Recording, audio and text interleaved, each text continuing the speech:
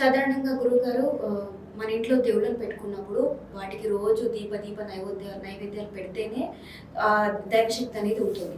అలాంటప్పుడు ఇప్పుడున్న ఈ హడావిడి జీవితంలో ఒక్కొక్క రోజు పూజ చేయడం మర్చిపోతుంటారు. లేదంటే టైం కుదరకపోవచ్చు. అలాంటి టైంలో మళ్ళీ ఒక గ్యాప్ ఇచ్చి అంటే ఒక 1 వీక్ గాని అలా గ్యాప్ ఇచ్చి చేస్తే దైవశక్తి ఉంటుందంటారా?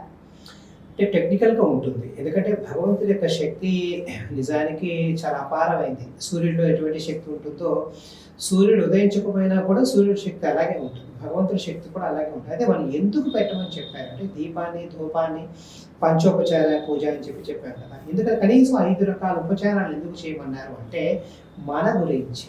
దీపం కాన్సంట్రేషన్ ఇస్తుంది. మంచి అగరబత్తి వెలిగిస్తేనో, మంచి సాంబ్రాణి వేస్తేనో మన బుద్ధి కూడా ఉంటుంది. జలాన్ని సమర్పించడం, పుష్పాన్ని సమర్పించడం అంటే ఆహ్లాదం కలుగుతుంది.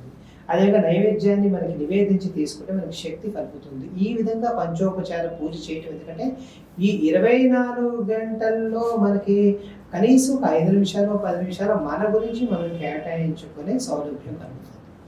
ఇదే మనకి వ్యాయామం కూడా మనకి చెప్తారు. అంటే 24 గంటలు చాలా మందికి మనం చూస్తే ఒళ్ళు వాళ్ళు సహకరించక 30-40 తర్వాత రకరకాల రోగాలకి వాళ్ళ ఆలవాలు ఎందుకు అవుతుంటే ఒక పావు గంట వ్యాయామం చేసే వీలును వాళ్ళు కల్పించుకోరు. కాబట్టి మీరు పూజకి వ్యాయామానికి కూడా మీరు వీలు కల్పించుకోండి. ఒకవేళ విపత్కర పరిస్థితులు వచ్చాయి, మీరు అన్నట్టుగా ఏదో వెళ్ళి క్యాంప్ వెళ్ళాల్సి వచ్చింది, 10 రోజులు అనుకోకుండా దూరానికి వెళ్ళాల్సి వచ్చింది, అలాంటప్పుడు తిరిగి కంటిన్యూ చేసినా కూడా మీకు వచ్చే నష్టమేం లేదు.